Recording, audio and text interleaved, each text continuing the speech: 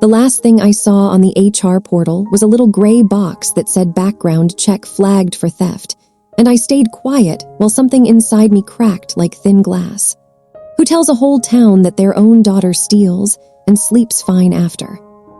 My name is Serafina Hart. I am 26, and I am an accountant. I graduated with honors, the kind that gets you handshakes and proud speeches. But in my hometown, none of that mattered because my parents made sure my name meant one thing: thief. It started like a whisper and turned into a wall. Every interview went the same. The smile, the friendly questions, the hopeful pause. Then the sudden chill, like someone had opened a freezer behind their eyes. One hearing manager actually lowered her voice and said, "I am sorry. Your references look strong, but your family name comes with a warning." She slid my resume back across the desk like it might stain her fingers. I drove home with both hands locked on the steering wheel, jaw clenched so hard my teeth hurt.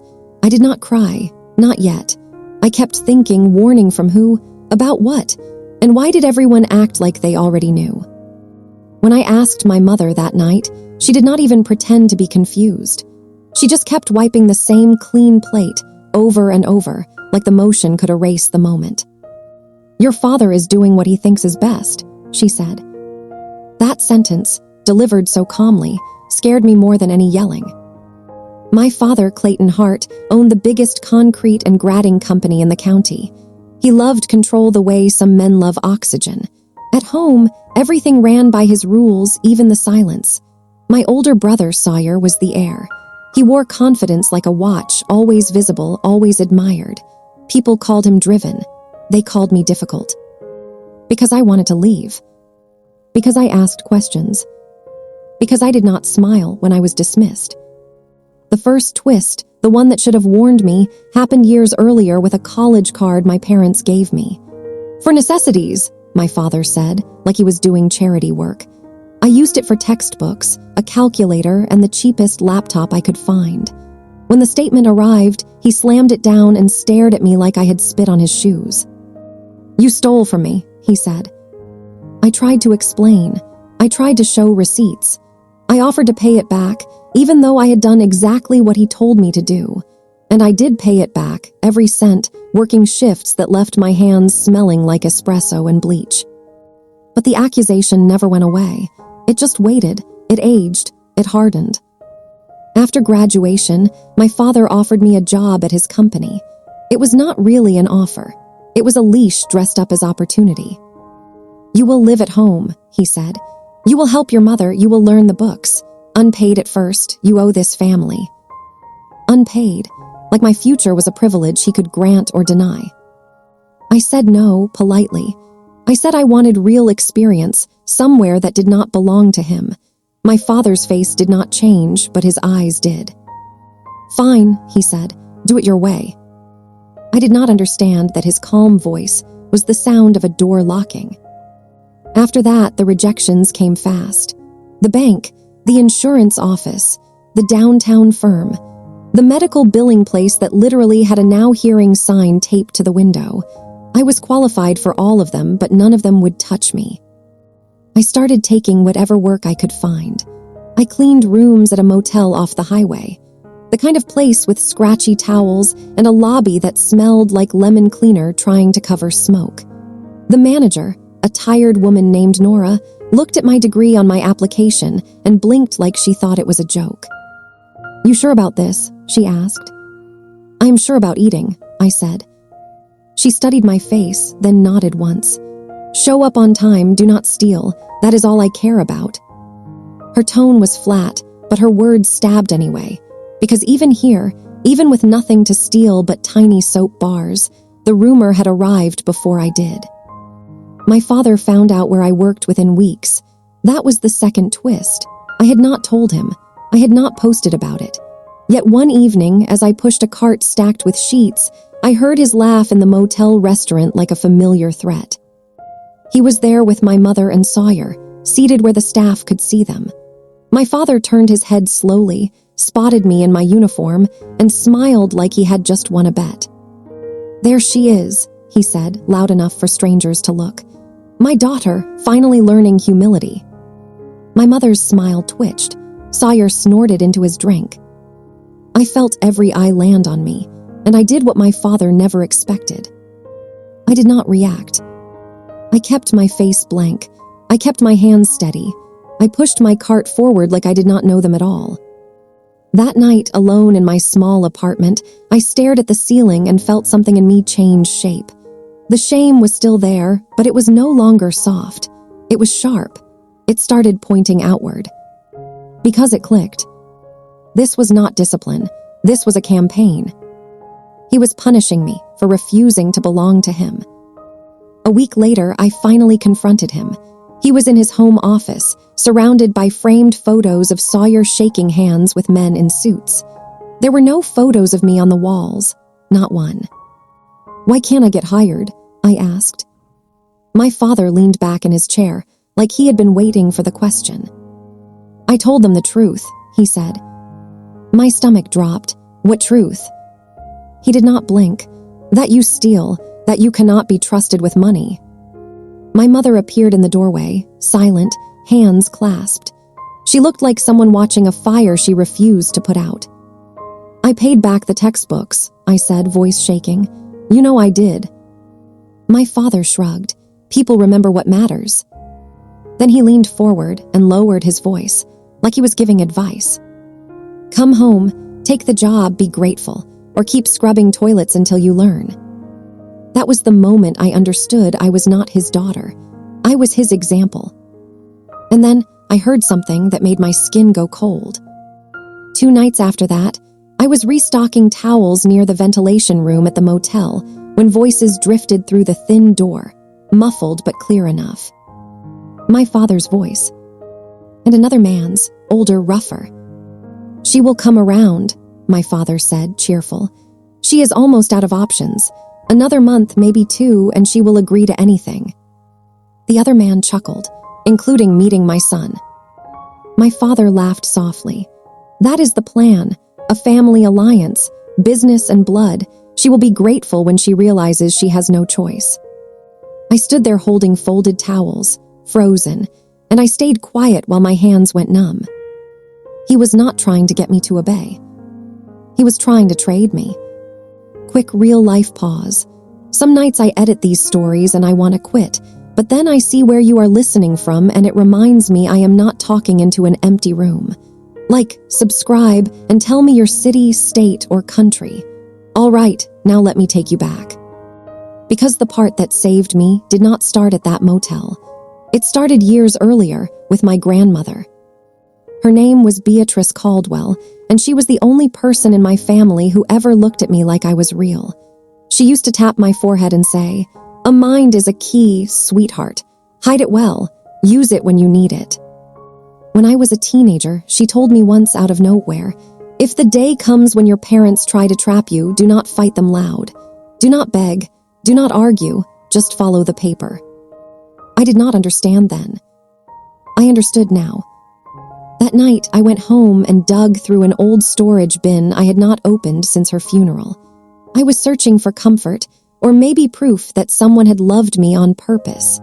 My fingers hit something hard under a stack of forgotten notebooks. An old phone, cracked screen, dead battery. I stared at it for a long second, then plugged it in anyway, not sure why. When it powered on, there was one voicemail. From a law office. Dated right after my grandmother died.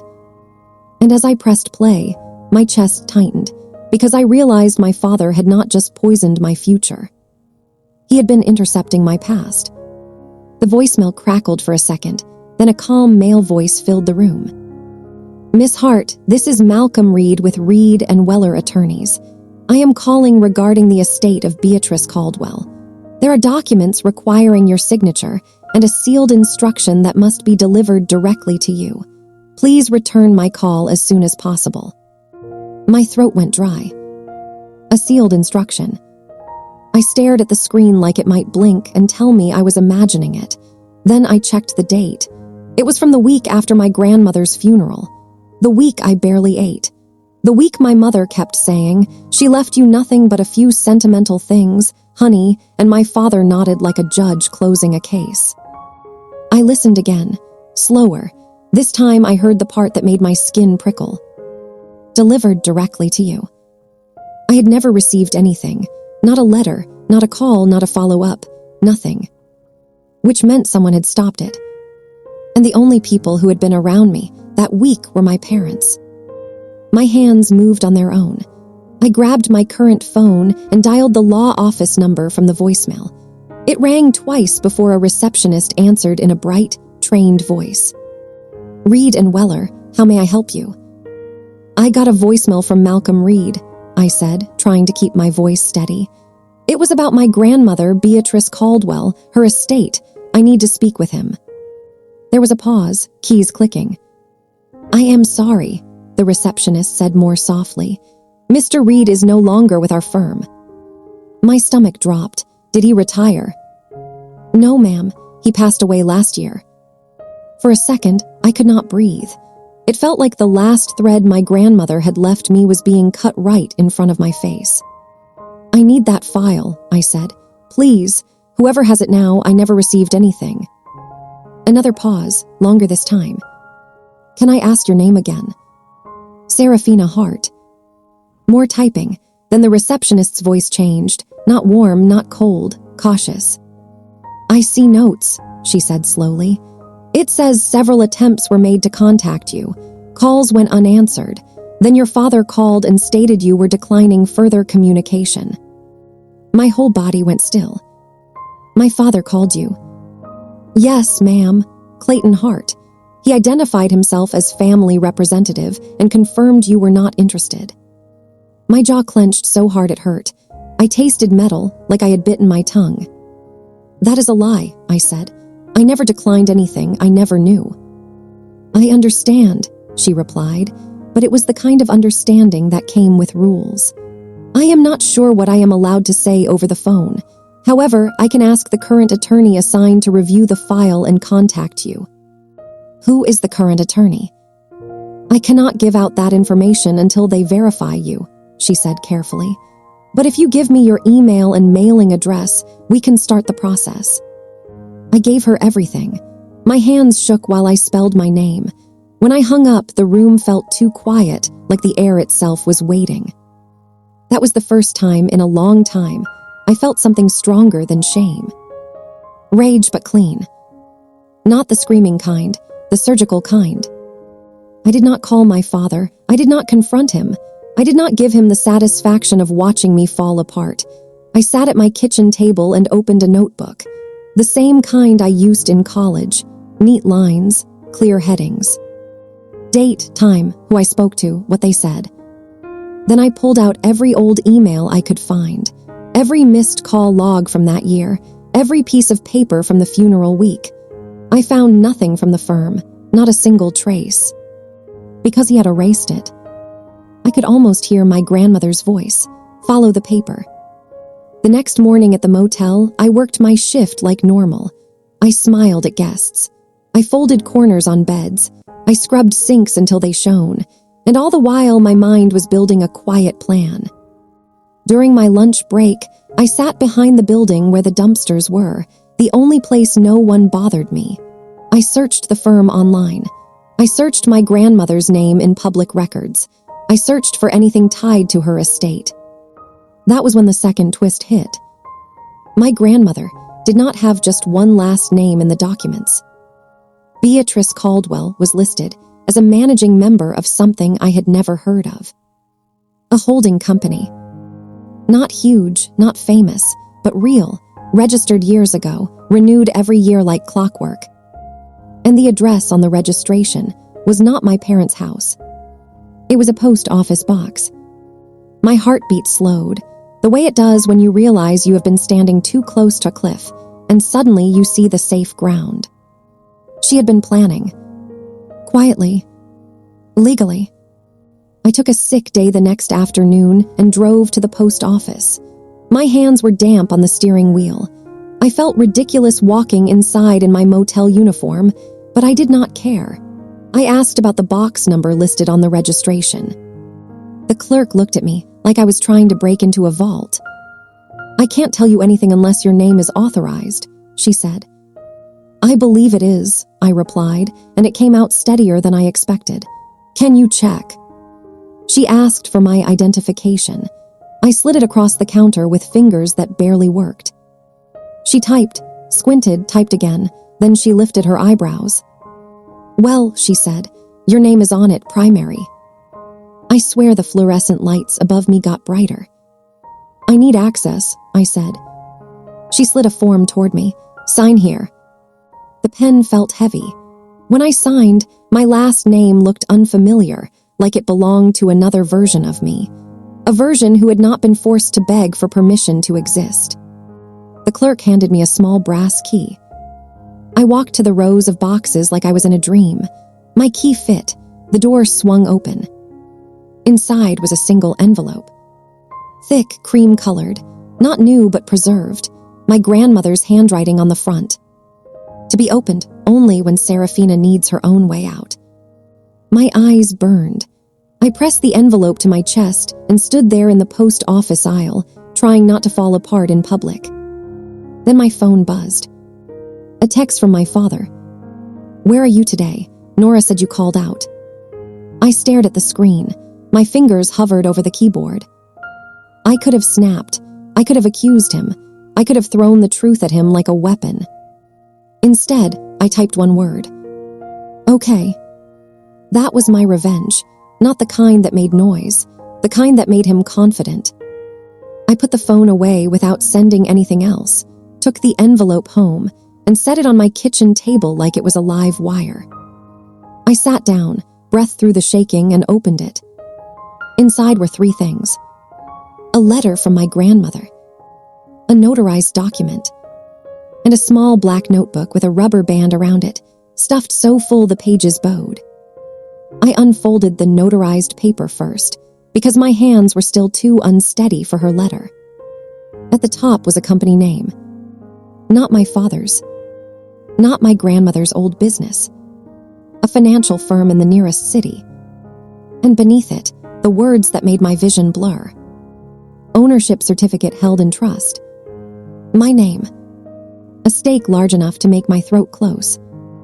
Not enough details yet to understand how, but enough to understand what she had done. She did not leave me pity. She left me leverage. My phone buzzed again. Another message, this time from Sawyer. "Dad says you are acting weird. Do not make him angry right now." Right now. That phrase made my stomach twist because it sounded like a warning, not a suggestion. I slid the notebook out of the envelope and opened it to the first page. My grandmother's handwriting filled the paper in tight, controlled lines. And the first entry was dated from a year I was still a little girl, describing my father with the kind of clarity no one else in my life had ever dared to write down. The notebook smelled like old paper and lavender, like every drawer in my grandmother's house used to. I turned the pages slowly, afraid and hopeful at the same time. She had written everything.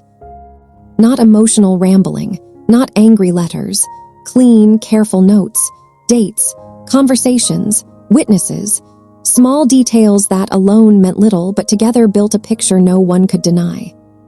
One page described the credit card fight from my college years. Another described how my father told neighbors I was irresponsible.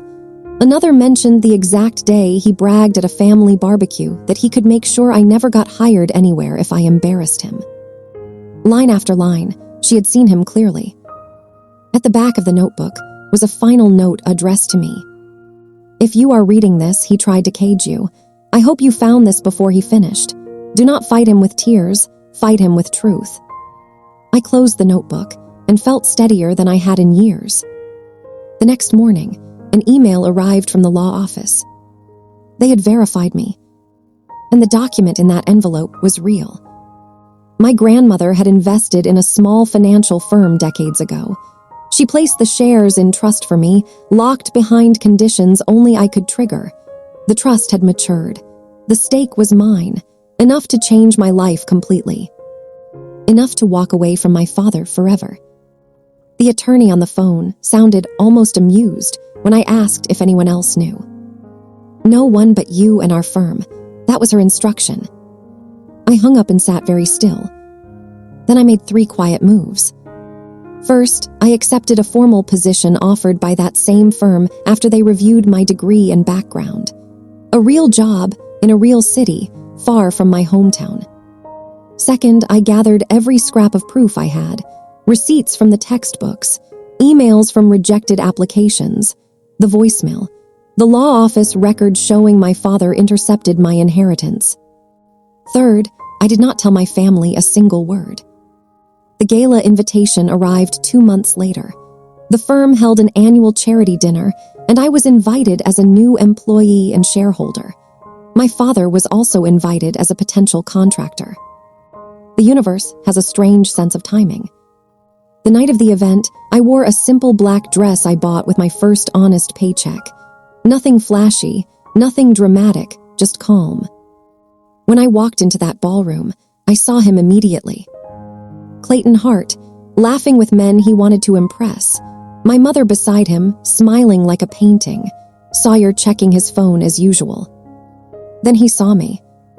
Confusion first, then irritation, then something close to panic when the host took the microphone. Please welcome our newest analyst and valued shareholder, Serafina Hart. The room applauded politely. My father's face drained of color. I stepped onto the stage beside the company director and looked directly at the man who had tried to ruin me. He mouthed one word. "How?" I spoke calmly. I did not raise my voice. I did not cry.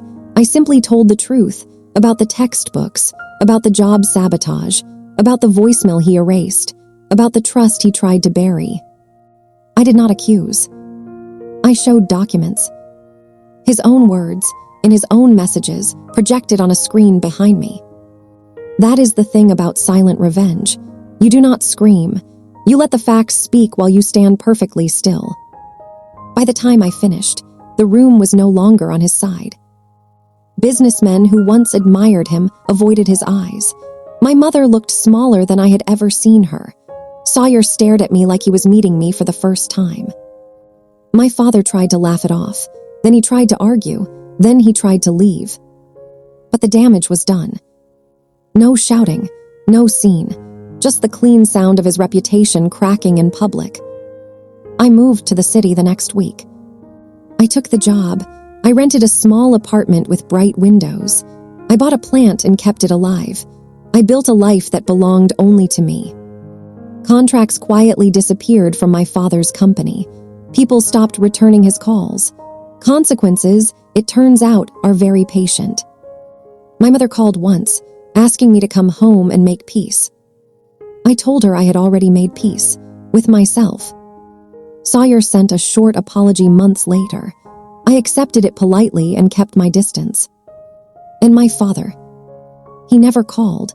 Some men cannot survive the truth they created.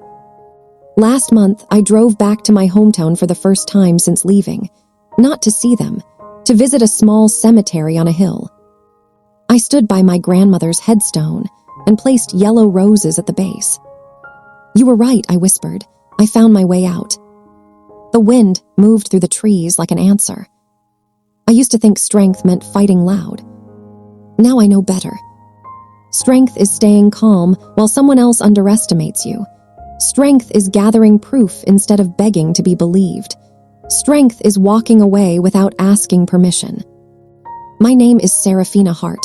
I am no one's example anymore. And the last thing my father ever controlled was the lie he told about me.